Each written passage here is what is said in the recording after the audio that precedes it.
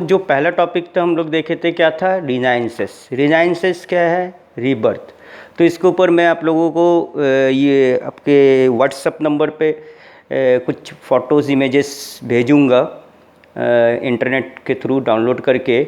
आप प्लीज़ उसको देखिएगा, आपको अच्छा लगेगा। पिक्चर्स काफ़ी कलरफुल एंड अट्रैक्टिव पिक्चर्स है और थोड़ा आप लोगों को इंटरेस्टिंग लगेगा काफ़ी वो पिक्चर्स देखने के बाद, क्योंकि उस टाइप के पिक्चर्स से जनरली अवेलेबल नहीं रहते प्रिंट मीडिया में।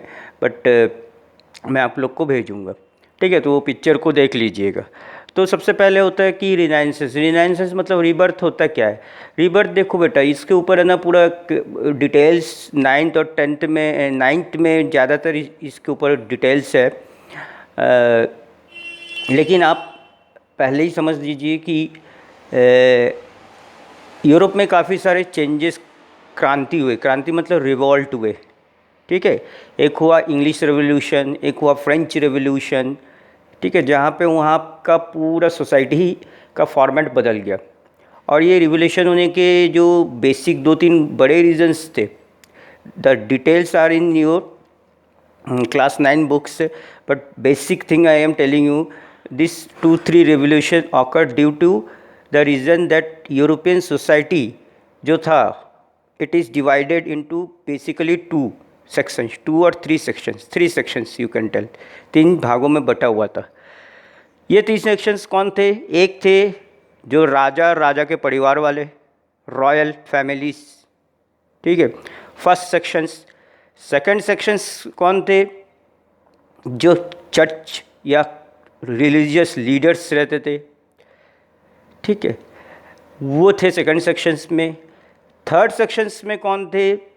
जो common people, small peasants, labours, farmers, there comes under third sections. And fourth sections में वो रहते थे जिनको उन लोग सेक्शन के हिसाब से कैलकुलेट भी नहीं करते थे, गिनते भी नहीं थे। दे आर स्लेव्स, ठीक है, गुलाम जिसको हम लोग कहते हैं इन हिंदी में। तो this 3 to 4 sections. So the slave section does not have any rights. Slave sections के किसी भी तरह के अधिकार नहीं थे। एंड द पहला और दूसरा जो सेक्शंस था, फर्स्ट एंड सेकंड, जितने भी राइट्स थे इनके पास ही थे। राजा और जो वहाँ के रिलीजियस लीडर थे, they have the all rights. वही यूरोप के सोसाइटी को चलाते थे। तो यूरोप में यही चीज़ होता था उस ज़माने में कि जो चीज़, मैं आपको चैप्टर के बारे में थोड़ा ग्लिम्स दे रहा हूँ इसमें, जो चीज़ राजा बोलता था वही होता था, या उसके रॉयल फैमिली वाले बोलते थे वही होता था, या फिर चर्च के तरफ से जो ऑर्डर्स आते थे वही फॉलो करते थे, होता था, ठीक है? एंड आपको सुन के अजीब लगेगा कि ये दो सेक्शंस के लोग they live a very luxurious life. ये बहुत आराम की ज़िंदगी जीते थे। दे आर वेल, इनके पास प्रॉपर्टी बहुत था, वेल्थ बहुत था, इनके पास ऐशो आराम की किसी भी चीज़ों की कमी नहीं थी। बट जो थर्ड सेक्शंस है उनके पास, उनका लाइफ काफ़ी मिजरेबल था। वो सबसे ज़्यादा गरीब थे, वहाँ के किसान और मज़दूर लोग, उन और या फिर छोटे बिजनेस जो करते हैं, इन लोग सबसे गरीब थे और इनके पास किसी भी तरह का राइट्स नहीं था।